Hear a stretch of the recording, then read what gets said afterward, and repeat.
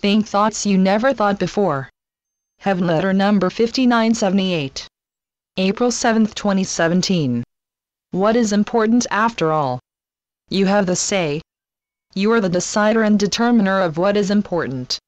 If your being right is vital to you, you are the one who makes this decision. You proclaim it. There are, of course, exceptions. In this world, in order to exist as a human being, you must have food and water. A baby to survive must have the touch of human hands, must be picked up, must be hugged.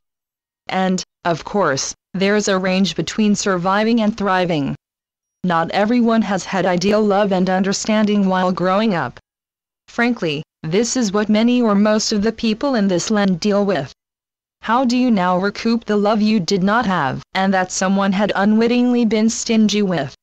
One thing you mean to do is to give your children all the love you did not have, to make it up to your children with the love you give, and yet you may find yourself falling short as well.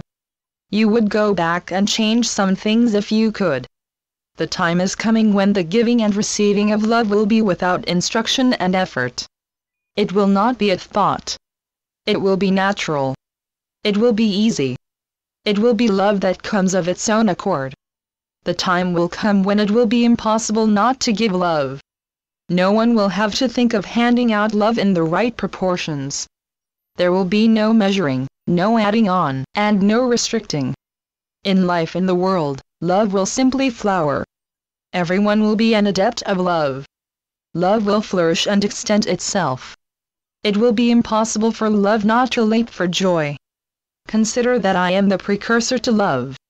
Am I not? Am I not all-inclusive? Do I choose some of my children to love, and leave out others? Well, you may think so, and that's where circumstances creep in. You see discrepancies. You make judgments. You see that someone has a better life than you. You also see that someone has a pitiful life as compared to yours. Poor souls, you don't know how they bear it. Beloveds, how do you know what is true beyond appearances? You may be coming from the unstated premise that appearances are everything.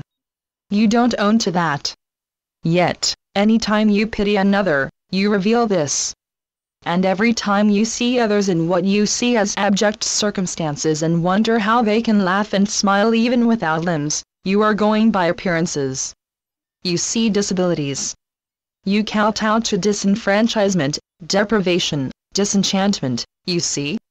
You may tend to see what's off, rather than what's on. You may think you set high standards, beloveds. You may set low standards, however. You may think that it is even possible to be happy on earth without what you call advantages. You see dark forests, and wonder how anyone can find his way to happiness there in a dark forest. Beloveds, it is even possible that joy is greater in a dark forest, for when the sun comes through, you point to it.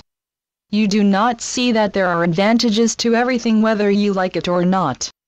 You want the norm. You insist on all that you consider an advantage, and, still, with all the world-approved advantages, you may not have gleaned happiness. Generally, you identify the cause on an external matter, and you blame the cause. If only you had money, you would be happy. If only you had a true love, you would be happy. If only you were lucky, you would be happy. Beloveds, if you were happy, you would be happy. Those who become wealthy may look back at when they were poor and think of those days as the good days. All the good and bad you see today are your opinions. Hold other opinions. Think new thoughts. Channeled by Gloria Wendroff. Heavenletters.org